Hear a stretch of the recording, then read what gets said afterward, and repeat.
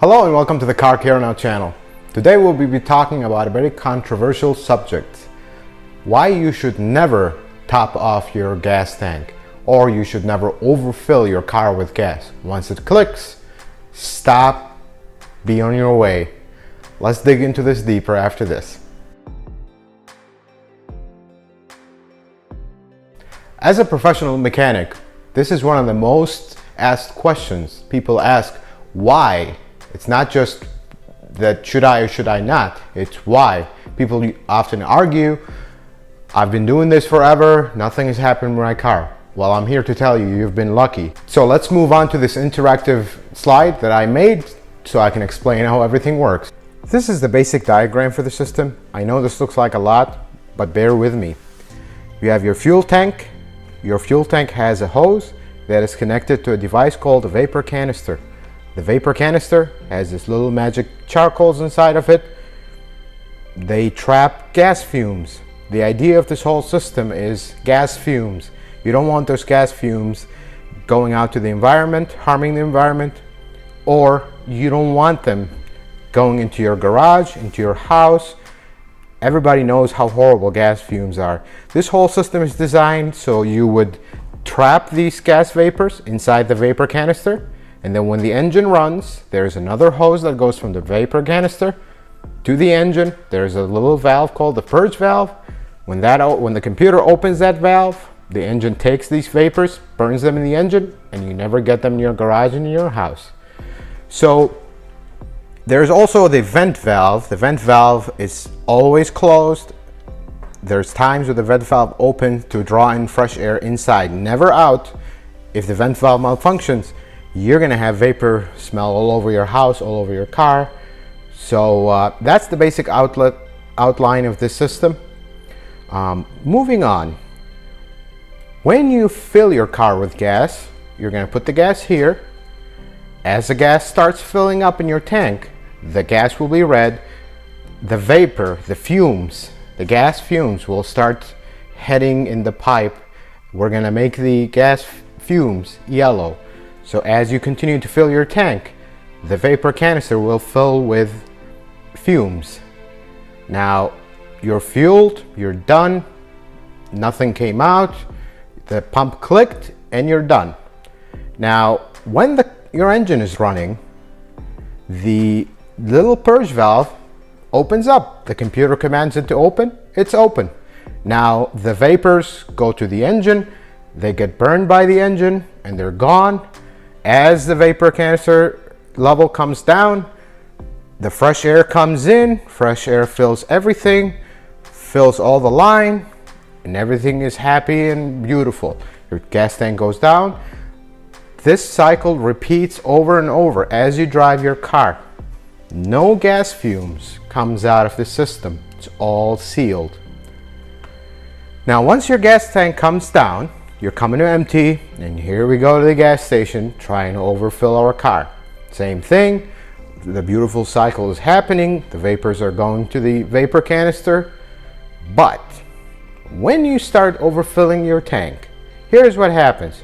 You start forcing fuel to the vapor canister.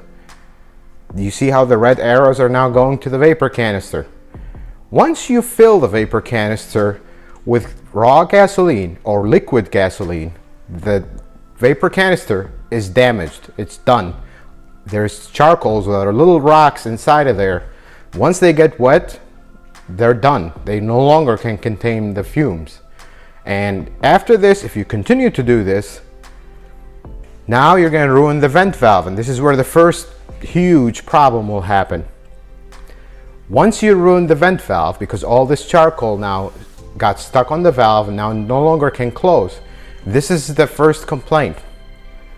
My car smells like gas. My garage smells like gas. And worst case scenario, my house smells like gas. This is terrible.